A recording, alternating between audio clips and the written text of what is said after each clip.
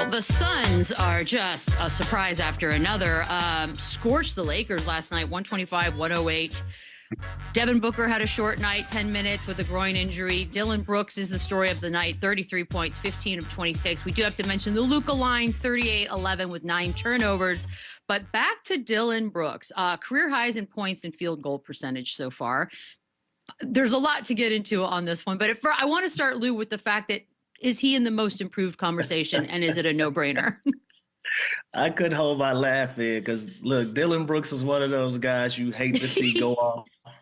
You hate to see him have a big night because you're going to have to deal with him. He's going to be talking. He's going to be ready to fight. He's in the crowd. He in your head.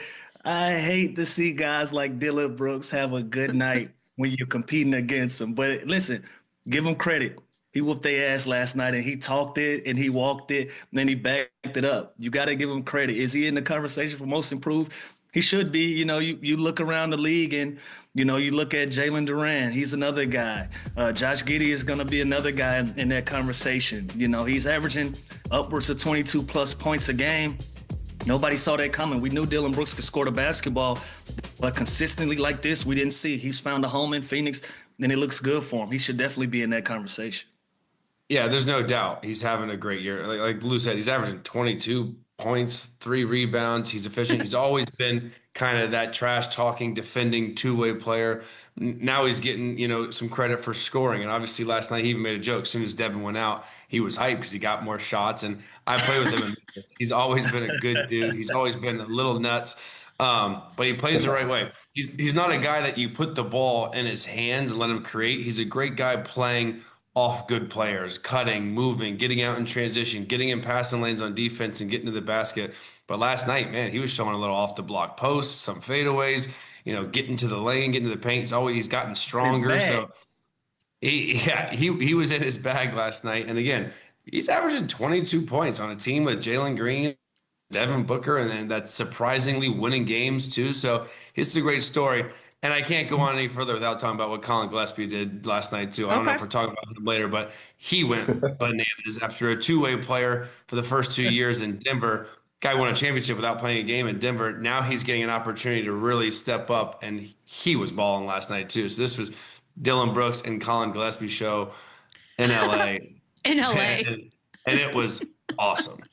I believe Dillon Brooks deserves more credit than he gets.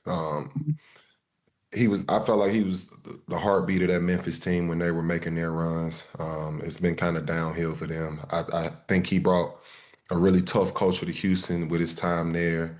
And now he's doing the same thing in Phoenix. Everywhere this guy has gone, he's brought that culture of winning along with him. So I just hate how that kind of goes unnoticed when we speak on Dillon Brooks. Yes, he's having an incredible season. His offensive numbers are up. But me personally, this is my type of teammate. I want a guy that's going to make every superstar uncomfortable, no matter, you know, who it is. He's fearless. He wants to guard the best player every night. You need those type of guys to be a winning team and to make runs. He falls in that category of Marcus Smarts, Draymond Greens, Dennis Rodmans. Like, you want that type of guy on your team. And I think that's something that never really gets talked about when we speak on this. You think he could keep scoring at this clip, Boogie, for a season? I don't care. I don't care about his scoring. Saying is right. I don't care about his scoring. I just want to give him his flowers for being a winning player. I don't care about his scoring.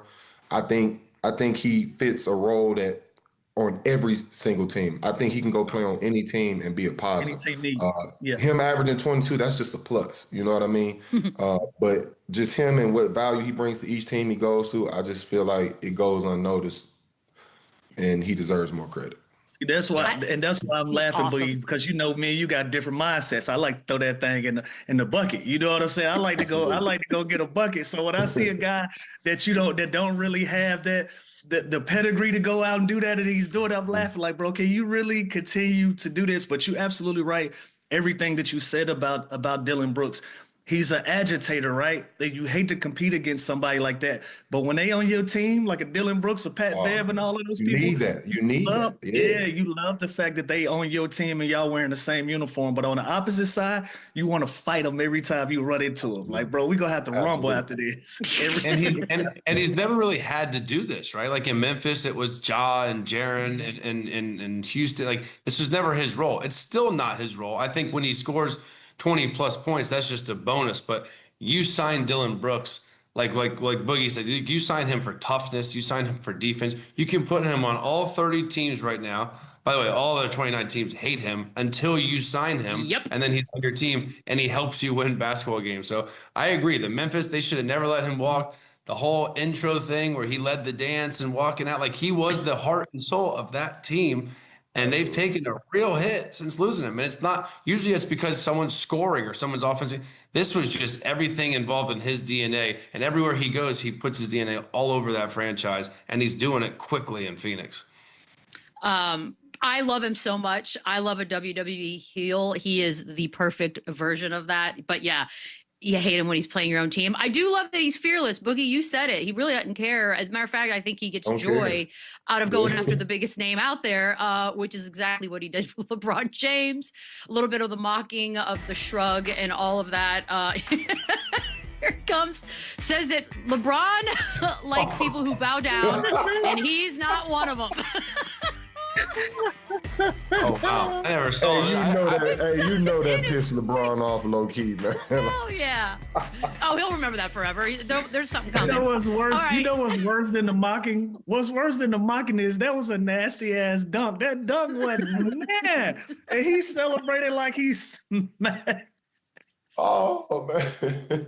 Yeah, he went straight Michael Phelps after the weakest 2-hand, 2-foot.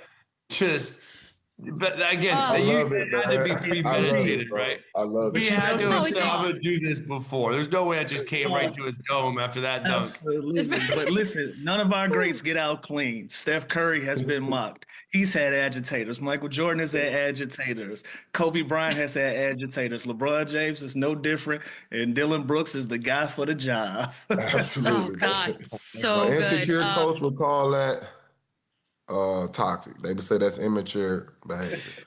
Secure coach, that's a winner. Yeah, no, it's awesome. But now that they're winning, Boogie, now it's moxie, now it's flair, now it's exactly. Imagine if they had the record they had last year and he did this. We'd be having a whole different conversation. He gets suspended. He gets suspended for 2 games. It's funny how it works, man. Detrimental. Oh, show it again. Woo! Woo! That would be classless and arrogant as long as but if they're winning, dude's got to figure it out. Oh my God. Yeah.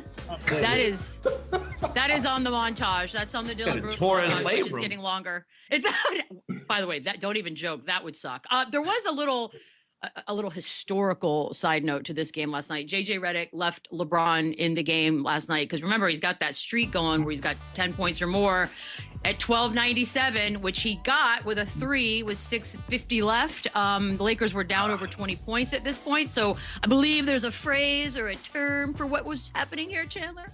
Little padding. I gotta be honest. I didn't like it, and this was the first time in my life I saw an older LeBron James who played and looked like his age. And after sitting out the night before against New Orleans, I thought this was a perfect night for him just to go crazy and kind of carry this team to a victory. And Luka went nuts early on. Austin Reeves was struggling.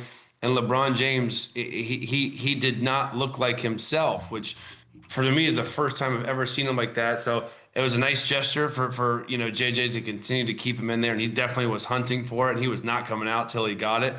This just felt like the first like step up on the way out, and like kind of catering to his legacy instead of focusing on this season in the game that was already over.